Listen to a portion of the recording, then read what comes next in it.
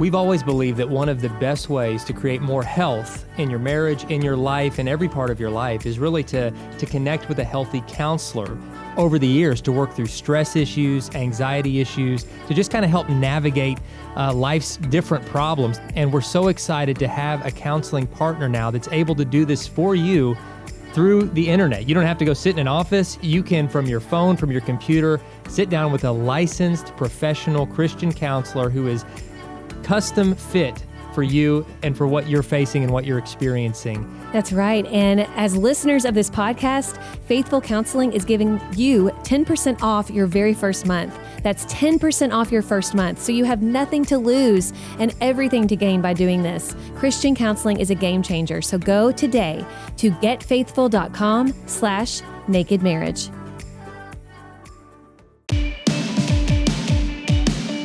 Welcome to the Naked Marriage Podcast. We are Dave and Ashley Willis. On this podcast, we undress the truth about sex, intimacy, and lifelong love.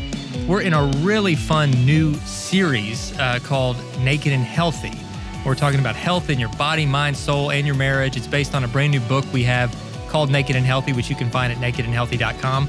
And we got a great topic in that vein today. But before we dive in, we're going to share a review. And we try to share one almost every episode. Thank you for leaving reviews on iTunes, Spotify, Google Play, YouTube, wherever you're watching or listening. Your reviews help other people discover the important content that we try to address here. And it also really encourages us. So thanks so much. That's right. And today's review is from 1010-333, and it's a 5-star review. Thank you so much. And it says, must listen for any marriage. It says, my wife and I are struggling in our marriage right now, and this podcast has helped so much. Every single topic they speak about is spot on. Well, thank you so much. We're so glad that you find this podcast relevant and helpful to your marriage, and we just appreciate you taking the time to leave that review. That's right. And before I say let's dive in, one quick announcement, and that is if you're not watching the podcast, that's right. These are now on YouTube, right? So you can go to YouTube and watch it as well. And we, in addition to that, also have a brand new YouTube channel, which you can find if you search for Dave and Ashley Willis and you do some clicking around. It's part of the XO Podcast Network. That's right. And so we've got a lot of content that we're putting on there. But for today, we've got an important topic about food. Mm-hmm. So grab a snack and let's dive in. We're talking about a hot button issue in our household and most households, and that is the issue of food. Because it's a daily part of life, right? I mean, you got to eat it to live. And it can be a source of great joy and pleasure and connection. You know, so much of the Bible is around meals and feasts and hanging out. But food can also be a tension point, especially when, you know, you're trying to get healthy or you have different food preferences and you're trying to figure out a meal plan together. And then I've always had a sweet tooth. You know, there's never been someone else come into our marriage in any kind of inappropriate way. But there was a long period of time where I would say there was another woman in our marriage. I know who this woman is too. And her name was her. Little Debbie. Little Debbie. And she stole my heart. And specifically the oatmeal cream pie version of Little Debbie. I literally kept our relationship in the closet. I would sneak into the pantry and have an oatmeal cream pie. But when they came out with the double-decker oatmeal cream pies, then it's like a Big Mac of oatmeal cream pie goodness. It was too much. No, I've always had a bad sweet tooth, and still something I'm working on. You got to find balance there. I've had a bad sweet tooth as well, and anybody from Kentucky will know what I'm talking about. But I'm going to have to describe what they are for other people. All right, yeah, I know what you're going to say. All right, so I love sweets too, and being from Kentucky. We are the place where bourbon was invented. And so they make everything with bourbon. There's bourbon chicken, there's bourbon sauces, and there are bourbon sweets. And there's something specific that's like a bonbon, like a truffle kind of chocolate called bourbon ball is what we call them. It's a confection. It's a confectionery treat where it's like dark chocolate. Right, with this... with a walnut on top. That's right, yeah. And then there's like a bourbon cream filling. And so there's no actual alcohol in it, but it has that kind of rich taste of bourbon mixed with chocolate, and it's really good. And I don't think I ever even tried a bourbon ball till I was like in my 20s. And then once I tried it, I was hooked. And so my in-laws are like the sweetest people.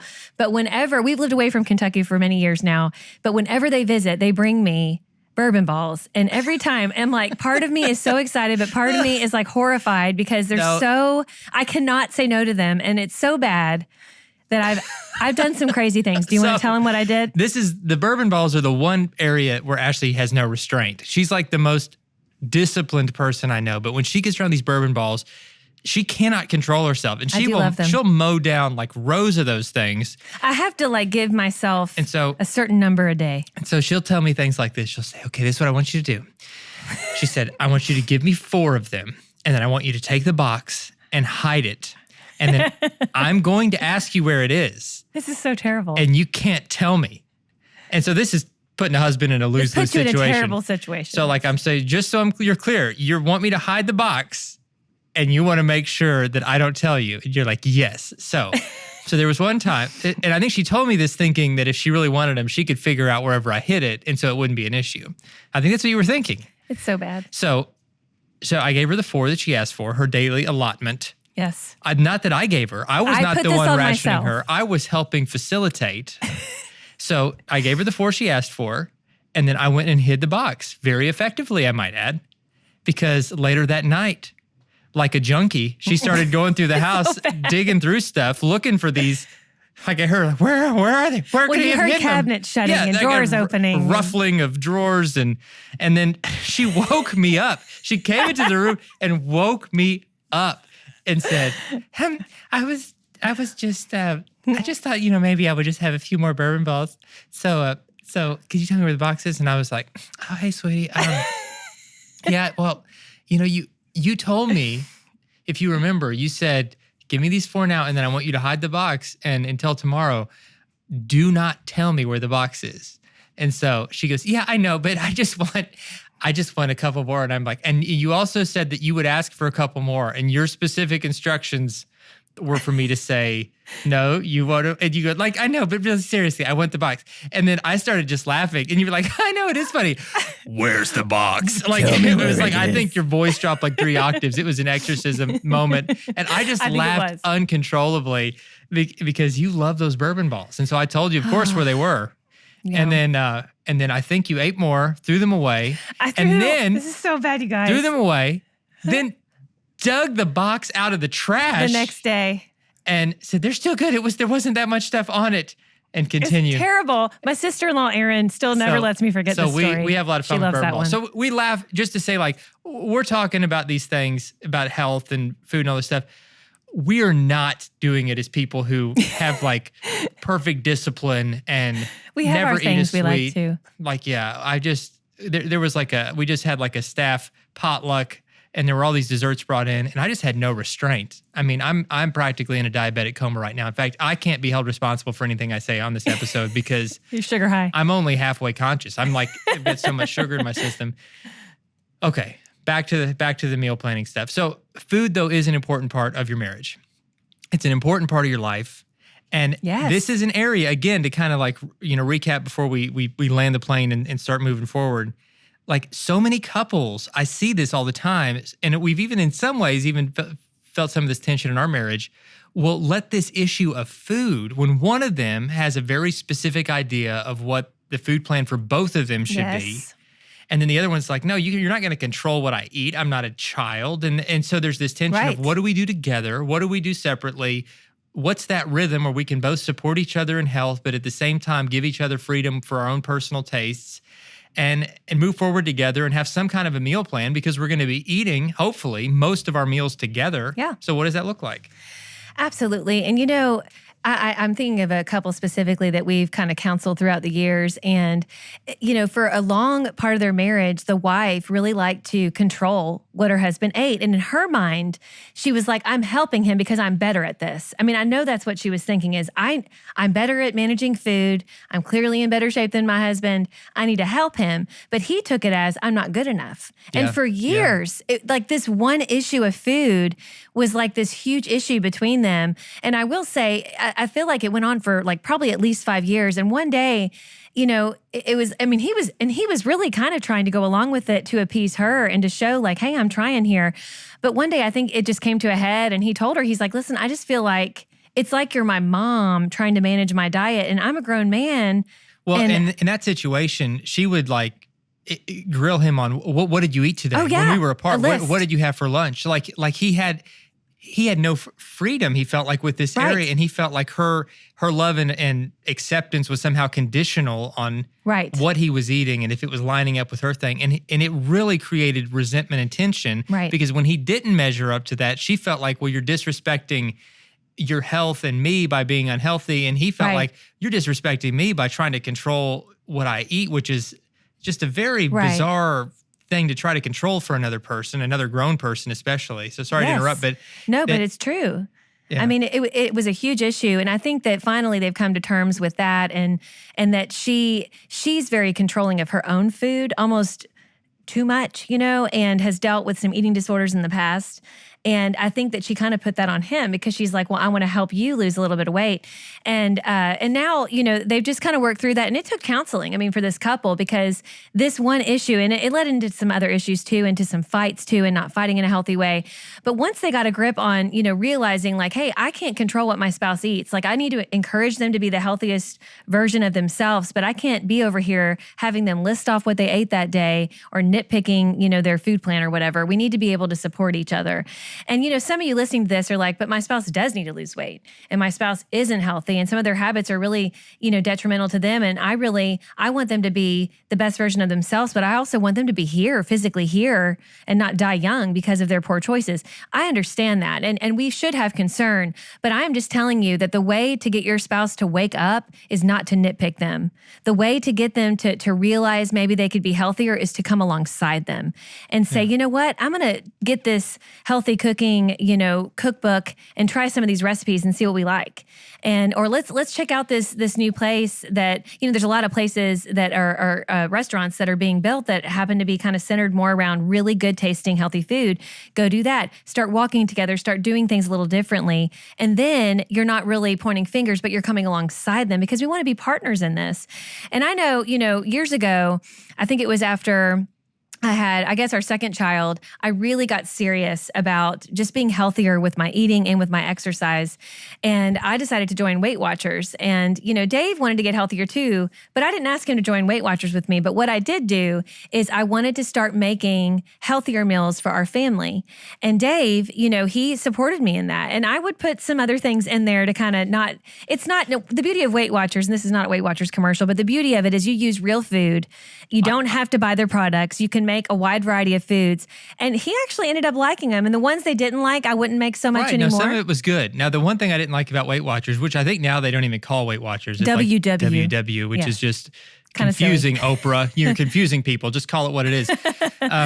But it's a point system. Like everything has so many points, right? And then you get so many points a day based on your... And you earn activity points. Right. And so like I'd be eating something and Ashley would she'd come in meaning well, but really was just a killer of joy. I'd be eating ice cream or whatever, and she would be like, do you have any idea how many points are in that thing? And I would just be like, you are a thief of joy. Or I would say, hey, guess how many points are in that? And I would say, I don't want to guess. I want to go to Dunkin' Donuts and get one donut. No, I will never forget this. Like I remember I decided to get like a donut at Dunkin'. I'm not even a donut person. That's not my sweet Everyone's choice. a donut person if they're honest. Oh man, I'm not. Well, they had like pumpkin donuts and I said, you know what?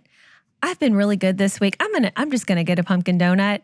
Well, it happened to, because I have on the app for Weight Watchers, I still manage my points. I don't always get to go to meetings or anything, but I manage my points. And I just happened to look it up. Y'all, it was 11 points. I get 23 points in a day. I was so mad. She was like grieving the rest of the day. Grieving. Why? I was like, that wasn't even that good. It was that good. I could have had 3 bourbon balls for this.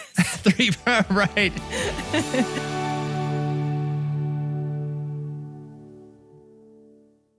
Do you ever feel like you are stuck in the same cycle of making the same meals over and over again for your family? And then at the end of the meal, everybody's just kind of not even that satisfied? Well, Dave and I have definitely been there, and so we decided to try something new. I am so excited to tell you about one of our new partners and America's #1 meal kit, HelloFresh. HelloFresh cuts out the stress of meal planning and grocery store trips because they bring it all to you and you get to pick out exactly what you want. And it also cuts down on waste because so many times I'll find a recipe, I'll go to the store, I'll get all of the things that I need, including spices and measuring cups and such, and I end up only using it maybe twice that year. And then when I go back to maybe use it the next year, it's expired and it's so frustrating and wasteful.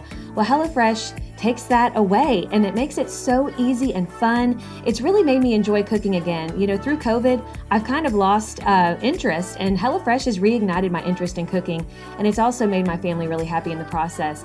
So if you and your family want to have the same awesome experience with HelloFresh, we have an amazing deal just for you today. Go to hellofresh.com/naked10 and use code NAKED10 for 10 free meals, including free shipping, which is an amazing deal.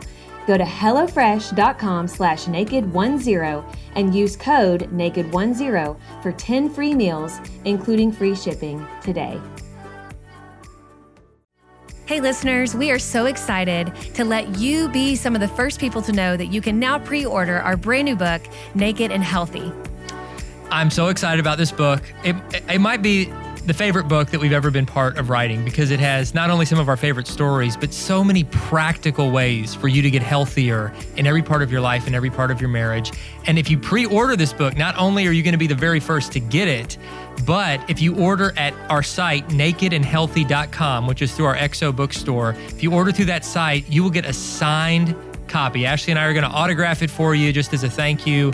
And we're so excited for you to read this book. So go to nakedandhealthy.com and pre-order your copy of Naked and Healthy today.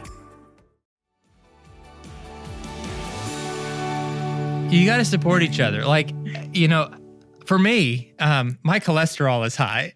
He just found this out, guys. No, I didn't just find this out. Well, you just got tested recently. No, it's always been high. It like just genetically, like the last several years ago, it was high.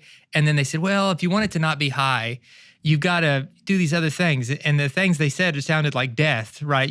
Just don't eat, sweets and fried foods and meat. And I'm like, just shoot me now. Like, I would rather just die young than live how you're describing.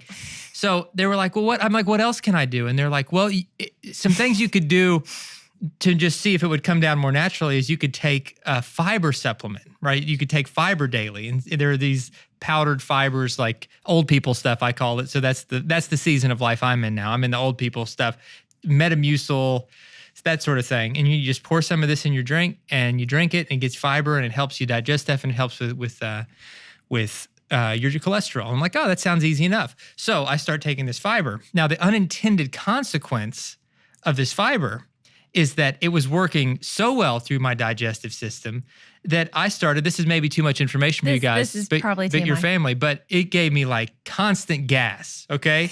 And which didn't bother me at all, but it is fiber. It's natural. But Ashley was like, this is terrible. Like I just said, I think it's a little much. If taking the fiber is going to make you this way and make our house smell this way, like maybe dying young isn't that bad. I don't think you never actually said that. I just said there has to be another way. So I partly just out of my own being nice and partly because it was forbidden by Ashley. It wasn't forbidden. I just said, have we researched this? I stopped getting the fiber. And, I've tried to make other adjustments, like in terms of what I'm eating and looking at what's high in cholesterol and trying to, eat more egg whites instead of regular eggs, even though the yolk is the best part, let's be honest. It's just, I'm kind of getting to that point in life where if it tastes good, I'm supposed to spit it out, I feel like.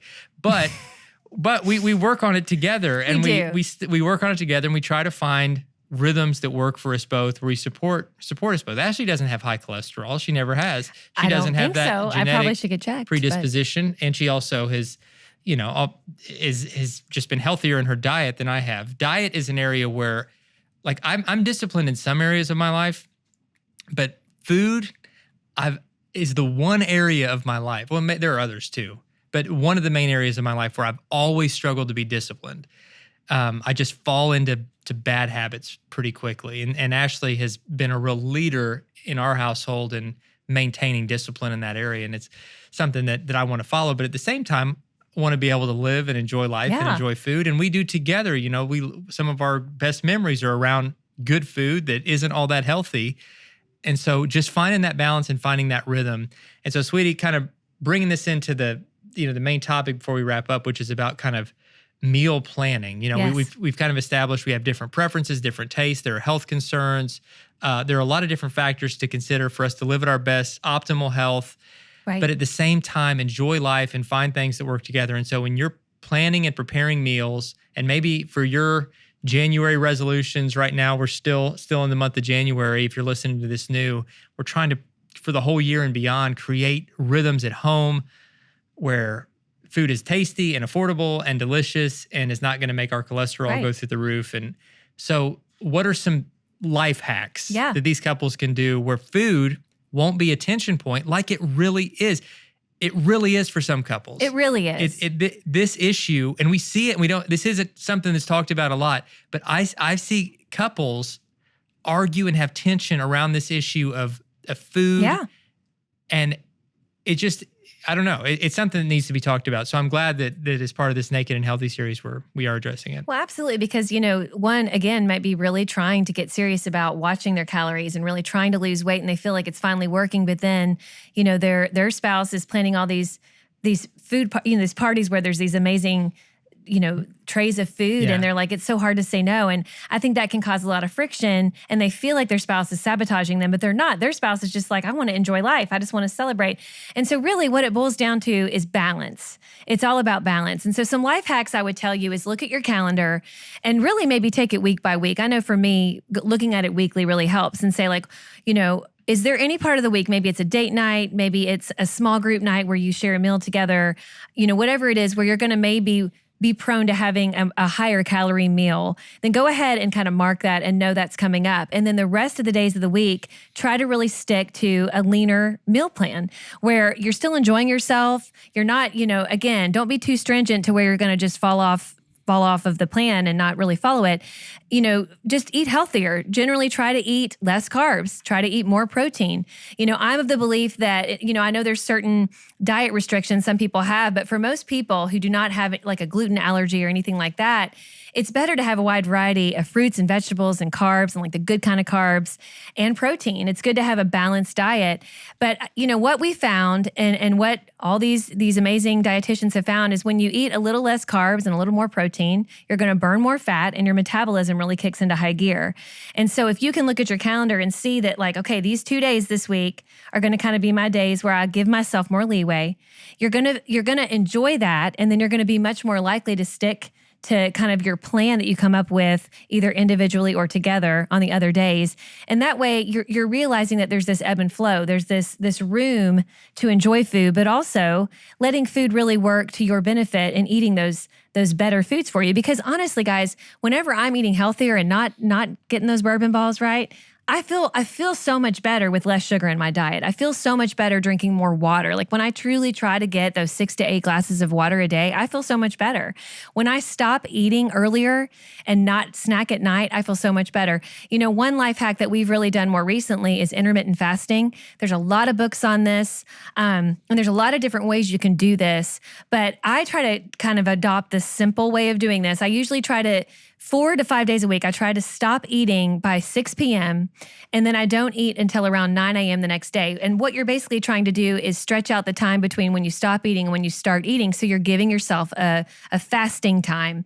And then I've also heard many dietitians say that it's good to stop eating. If you're not doing intermittent fasting, a good rule of thumb is to stop eating 2 hours prior to going to bed because it does something for your metabolism and it allows your body while you're sleeping to burn, it gets that furnace of your metabolism going and you're going to burn more fat and just be all around healthier and feel better in the morning and actually be hungry for breakfast. And so, those are some little things we do. As far as like cooking, I remember years ago, I was part of MOPS, the Mothers of Preschoolers group.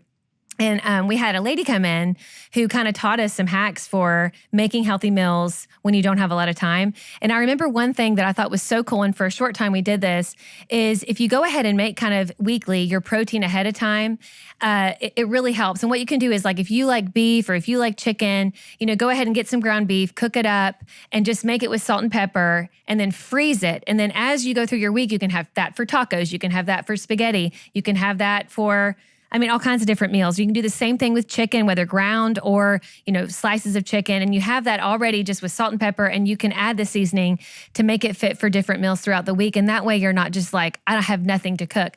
One of my favorite breakfast items that is super low calorie for doing Weight Watchers, it literally is 1 point, which I just love because, again, I get like 23 points a day. It's, I call them egg muffins, and my kids love them. And the reason I call them muffins is because I make them in a muffin pan. And all it is I do a baker's dozen, so 13 eggs. You whip those up like you're doing scrambled eggs, and then you add salt and pepper. And what I like to add is feta cheese. Okay, so you go ahead and you take about a quarter of a cup, and you put it into your 12. Like a muffin pan with 12, making 12 muffins. You kind of scoop that in there with a quarter cup, and then you add your feta as you'd like. And you can add veggies to this. You can add sauteed peppers. You can add onions. You can add anything you'd like to put in there, even spinach.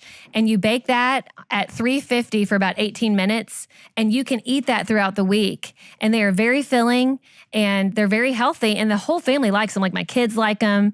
And it's pretty cheap to make too. So those are some of my favorite little hacks when it comes to meal planning. Yeah, and they really are tasty. Yeah, and the more you can add sauces to them if you want.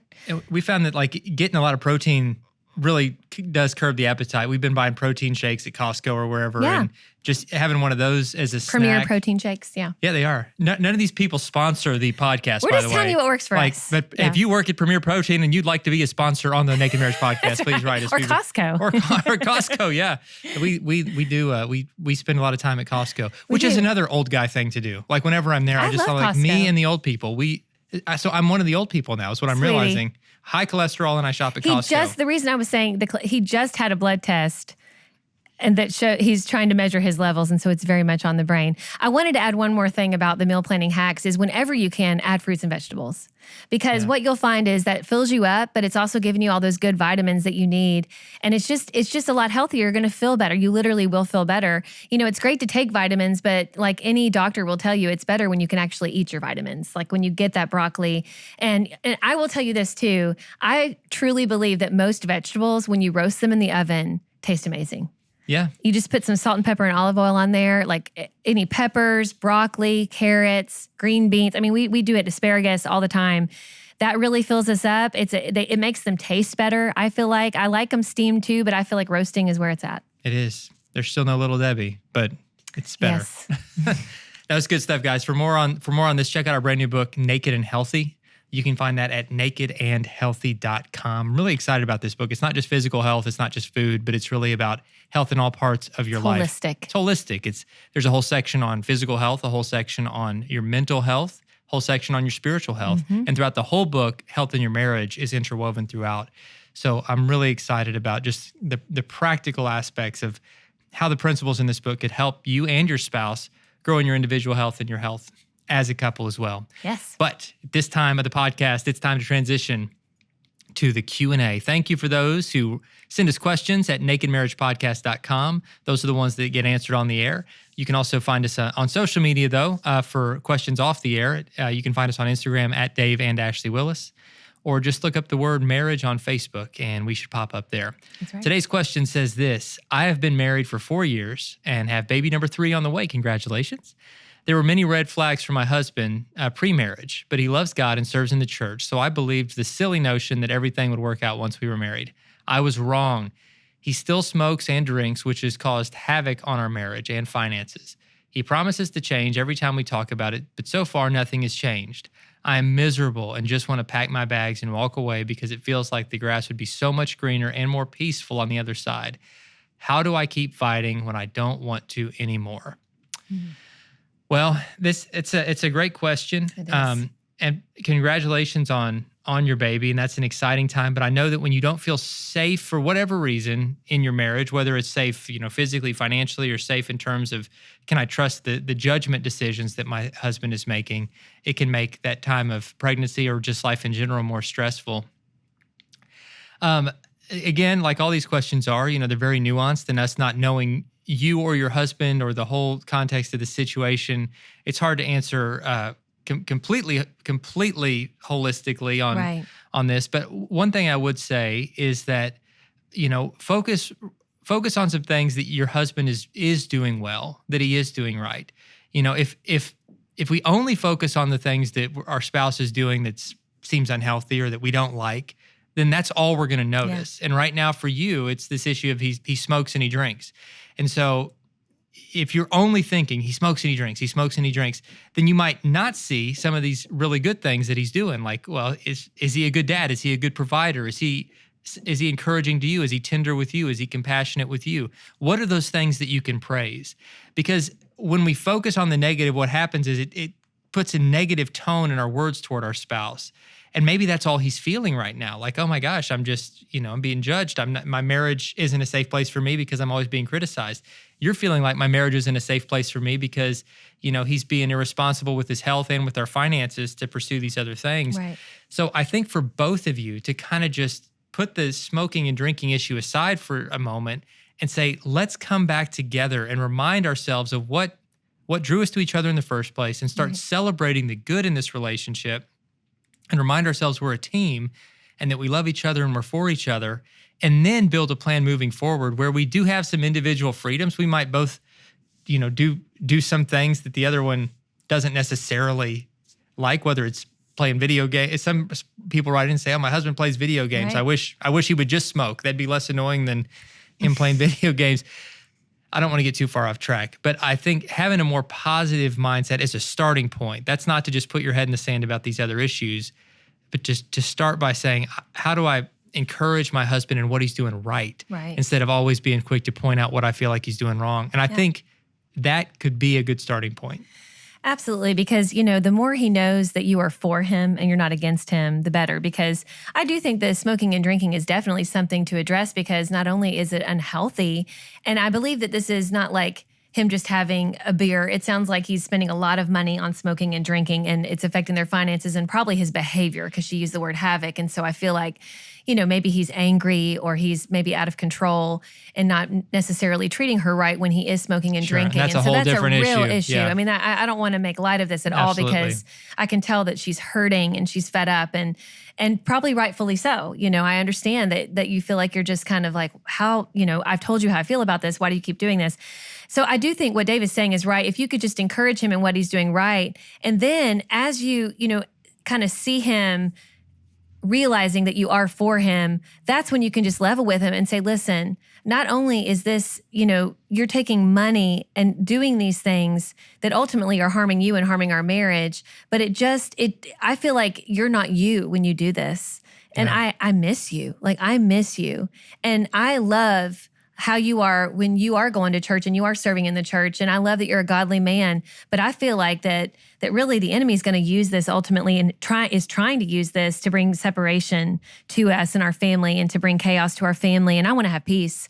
And, I want to help you. How can I help you? When you come from that position of, what can I do to help you? Is there anything I'm doing or not doing that is causing you to want to go smoke and drink? And I'm not saying that there is anything legitimate that would cause that, but maybe it would open that door for him to express how he's feeling. Maybe he's having stress at work and this is how he's coping in an unhealthy way. Or maybe there's something really that he hasn't told you that's kind of going on in his mind and heart that he needs to really get off his chest. And that way it'll really get you guys to open up and have that naked marriage we talk about. And I know these are hard things, and this is, there's a lot more layers to this than we can answer in just a short amount of time. So I would encourage you also to maybe contact one of our marriage coaches, and you can do that by going to xomarriage.com/coaches. They're amazing. Even if he's not ready to talk to them yet, you can talk to them by yourself. And I just think that they could give you a lot of encouragement. They could pray for you, and they could also help you to come up with some good next steps. But just know that we're going to be praying for you and for your husband, and we really appreciate your vulnerability in writing this question. Yeah, great question. And if you feel that your husband is really crossed over from this just being kind of a habit that's a nuisance to being an outright addiction, or if you're listening to this wherever you are and you or your spouse is dealing with addiction, I encourage you to go back and listen to the episode that aired just a couple months ago where we interviewed Dr. Jack D. Bruckert, who's an addiction specialist and counselor, and he had some great insights on how to break free from addiction and also how to help a spouse who is caught in addiction. Right. And so check that out as a resource. Again, the coaches that Ashley mentioned as well would be another great resource. But thank you for that important question. Thank you for listening to this episode, and we will look forward to seeing you next time on the Naked Marriage Podcast.